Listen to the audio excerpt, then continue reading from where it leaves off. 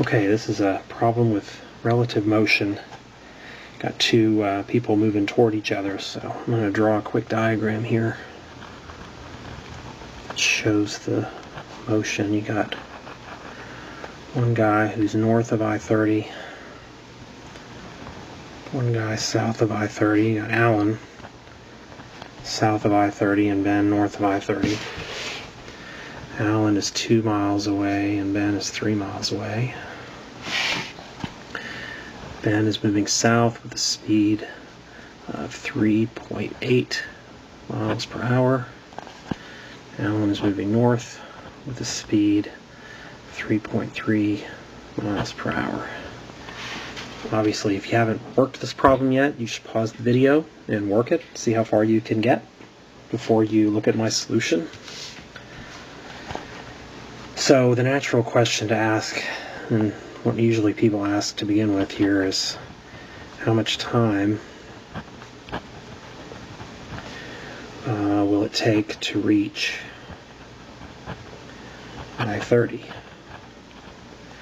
Unfortunately, that's not a useful question, because what you're interested in is not when they reach I-30, but when they meet.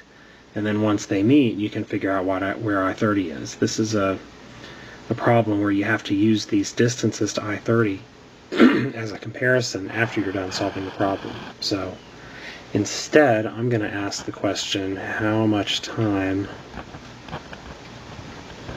until they meet? Okay, and the way to solve that kind of problem is to rethink it. Instead of looking at both of their motion, you look at the relative motion. So think about it from Alan's point of view, right? So I'm going to redraw this problem from Alan's point of view. So from Alan's point of view, Ben is standing up here at a distance of 5 miles away, right? And Alan is moving toward Ben with a combined speed, where I add their two speeds up, 7 miles per hour. Right? This is the same problem. Asking how long it takes somebody to cover 5 miles at 7.1 miles per hour is the same as asking when these guys are going to meet. Imagine that you're a person just riding on Alan's shoulder. You're at rest, but you've got a speed gun looking at Ben. Ben appears to be moving at 7.1 miles per hour. That's how to think of it. Okay, so with this bottom drawing down here, it becomes an easier problem to solve. I can say that the combined displacement is equal to the combined velocity multiplied by time. So time is equal to the combined displacement divided by the combined velocity, which is 5.0 miles divided by 7.1 miles per hour, which is 0.704 hours. So now we've got the time it takes for them to meet.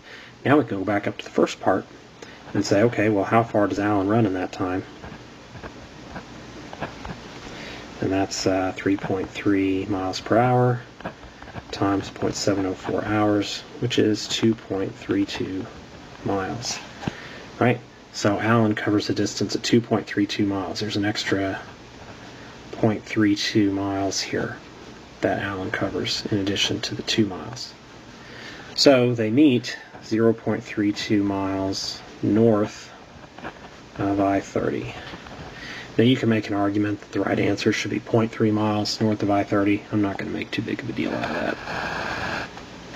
Right? So to check, I can figure out how much distance that Ben covers, right? And I'm just looking at distance now, okay? I recognize that velocity is a vector and distance is a vector, and I've got that the top of the page is positive here. That's my sign convention. So I'm just going to worry about magnitudes, right? So the magnitude of Ben's displacement is equal to his speed times 0.704, which works out to be 2.68 miles. And so when you add up the magnitudes of their two distances, you get 5.0 miles. And everything checks out. So we've got it right.